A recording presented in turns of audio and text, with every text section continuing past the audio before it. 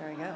All right, as everybody's getting settled in, as he said, my name is Tina Thorstenson, and I'm with CrowdStrike. I lead our team of executive strategists, and I'm getting a little feedback. Can everybody hear me okay? All right, all right. So my team is essentially the team of CIOs and CISOs who have spent decades in operational leadership roles, and I myself was a customer of CrowdStrike before joining the team. I was a deputy CIO and CISO for Arizona State University prior to joining the team.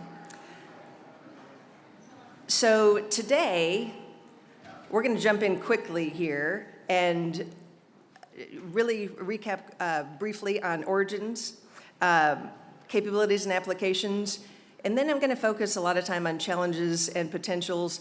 And if I roll through all of that quickly enough, we'll do a little game of real life or not. All right, so every superhero has an origin story, right? And come to think of it, every villain does as well. I love the theme this year. So just to quickly highlight three components of the generative AI story, GPT-3, right? That's really where the ability to write like a human showed up real. Next, ChatGPT, a variant of GPT-3 where basically we found that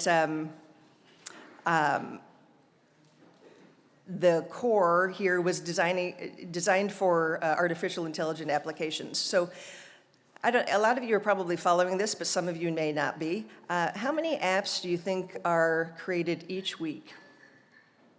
How many think it's more than 10? Raise your hand if you think it's more than 10. How about more than 50? More than 100? All right, the people with your hands still up are in the neighborhood, right? A couple weeks back, when I last checked, it was 583 in a given week. So we've got a lot of activity going on in this space. And then the last piece I'll cap on is Azure OpenAI, and this is really the model that's a suite of languages developed by OpenAI and Microsoft, superset models of GPT-3 and ChatGPT, and many more. So if you think about, I spend a lot of my days with security teams, and if you think about the governor of California and wanting to know how the public's feeling about a topic, that used to be super hard to do, right? Armies of people combing through social media, and it's just not true anymore. We've come a long way super fast. All right, so as some of you might have noticed, Gartner has also picked up on this. It's all the buzz this year for sure. Top strategic technology trends in 2024 just announced a week or so ago. Number one, AI trust, risk, and security management, what we're all here talking about. And just in case we don't all know this, today there are more machines with the ability to act as potential buyers than there are humans on the planet. Right? So we've definitely seen the tip here. More than 7 billion phones, tablets, PCs, smartwatches, et cetera. So I'm going to focus a little bit today, and we'll see if we can get the whole thing to come up here. There we go. All right. So on three core capabilities and applications of really what we're talking about here. So machine learning, this is things like fraud detection, personalized recommendations, predictive maintenance, right? So the industries where this particularly plays in manufacturing, transportation, or logistics, right? Where it's critical to avoid downtime, and we do that through these predictive analytics. And then moving on to the two other components here, natural language processing, think chatbot sentiment analysis, like I just mentioned, a language translation, being able to write it in your native tongue and have it translated to Mandarin, or you pick the language, is really game-changing for us. And then computer vision, we all think of this in terms of autonomous vehicles, but it really has so many applications. I came from a large university environment, and being able to see the guy in the red ball cap and see where he moves throughout throughout the campus, security and surveillance, those kinds of things are also key in terms of applicability. All right, so I like to talk about the positives. So we're going to talk about the potential for cybersecurity here, and this has been a passion of mine. I've been in the security space for way longer than I care to admit. And these are really the 5 things. I spend a lot of time talking with security teams, and I tell you what, budget aside, the 3 things are here are the adversary activity continues to grow. We're trying to innovate while we keep all the trains running in whatever organization the team is a part of. And then the 3rd component is staff, right? Challenges to hire, train, retain. So the potential here is huge. Early threat detection, automated rapid response that's accurate, more accurate in many cases than we can do as humans. Enhanced security analytics, improved identity and access management. Who doesn't want that, right? I mean, how many of us have run operational identity and access management teams? Anybody besides me? All right, so you all are missing out. There's so much happening in this space. I mean, it's so complicated. It's why the adversary has found a way in through what I call walking in through the front door, right? Collect credentials and walk in, because we all have these massively complex environments. So ultimately, all of those 4 things roll to saving security staff time. That's the ultimate goal, to move the security teams away from the rote work that we can have machines do what they do well, and save the critical thinking for the security teams that's so essential. All right. So here's the way I like to think about it. Generative AI is propelling this new era of cybersecurity, and I'll focus on this a couple of different ways here. In terms of content generation, not one of us can digest the amount of content that generative AI can in a way that then summarizes it for us so that analysts can make good decisions, right? Can build better services, better products based on what we're seeing come through, process automation, and just so much more. All right, so we're here today in the Institute of Higher Education, so I thought I'd focus on some of the potential for higher education. But as you look at these, most of these actually apply to most any industry, right? Personalized learning. We're all finding that we live in this continuous learning environment. Improved teaching, enhanced research, streamlined administrative processing. It's been a long time since I had any conversation with an executive where anything happened without IT. Right? So I remember the moment where we no longer had anything going on at ASU that didn't involve sending an electronic notice about an upcoming event, even if it was hosted in a park, right? So with that means there's technology underpinnings in everything we do, which means that generative AI has an enormous place. And ultimately, to help us reduce costs or shift costs to things that used to be super expensive so we can get to those innovative things.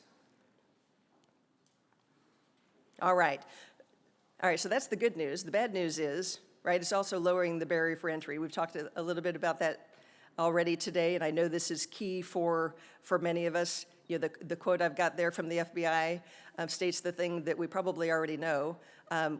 Generative AI is making it easier for not so tech-savvy criminals to enter our environments, right? And we expect to see that's a trend that's not going away anytime soon.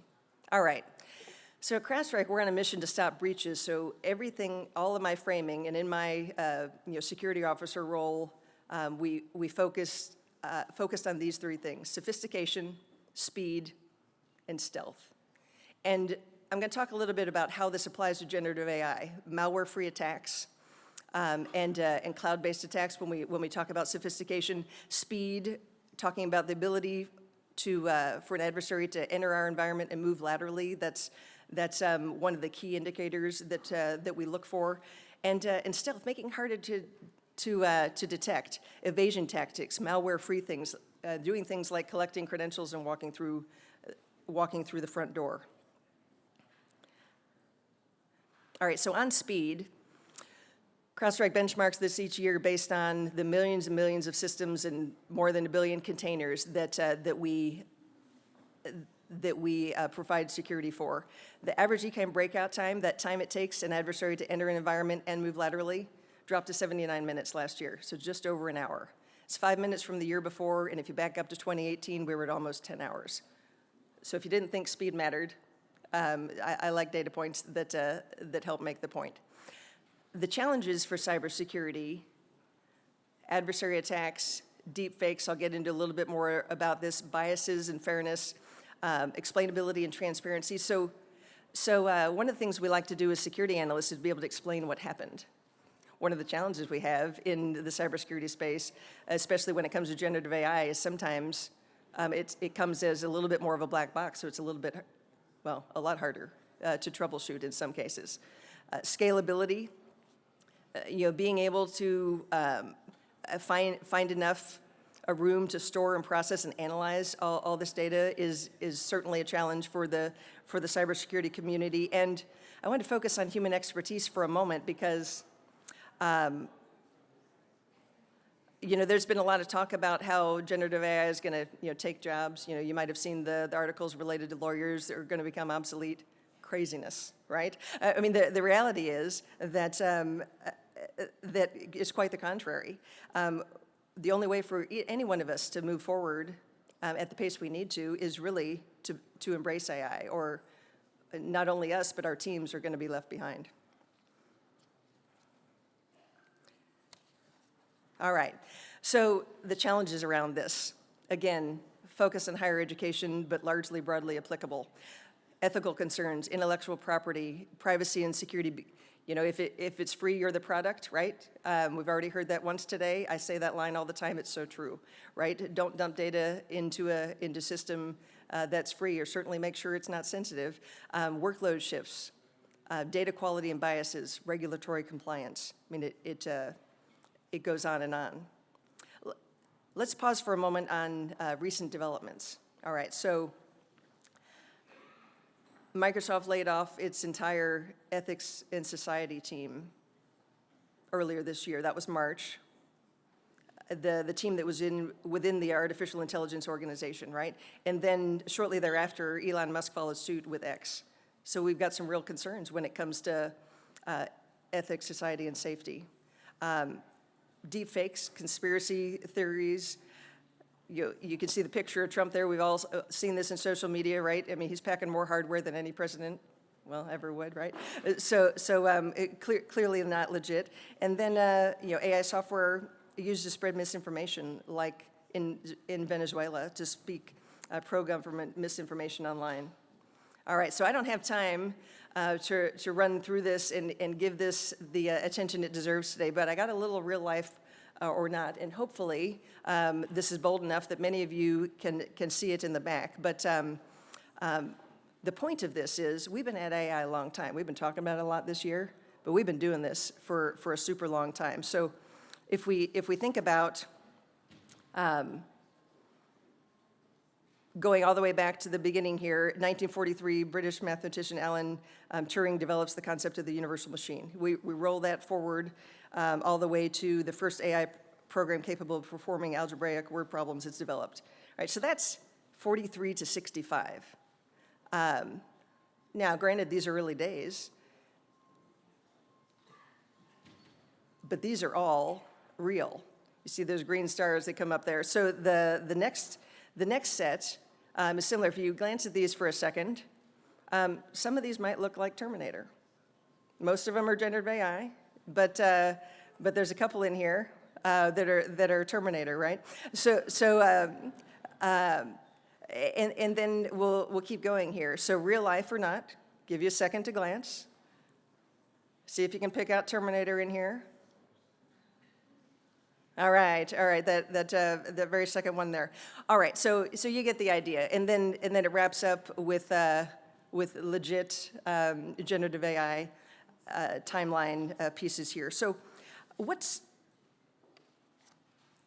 really important about this is how long we've been building out these programs. And I'm just going to give you a moment of a glimpse at what CrowdStrike is up to. We've been at this more than a decade, right? We've incorporated AI from the very, very start, from pioneering EDR, fueling the cybersecurity AI revolution, really moving away from signature-based to stuff that actually works and learns so that everything isn't a new zero-day exploit, all the way through to what we announced. Actually, it really launched at the Super Bowl this year with Charlotte AI, which is making broadly available to customers here in very short order all the capabilities we've had, but in the context of AI that's immediately accessible to our customers. So you can use voice or text to ask any question. Like in my prior world, the question was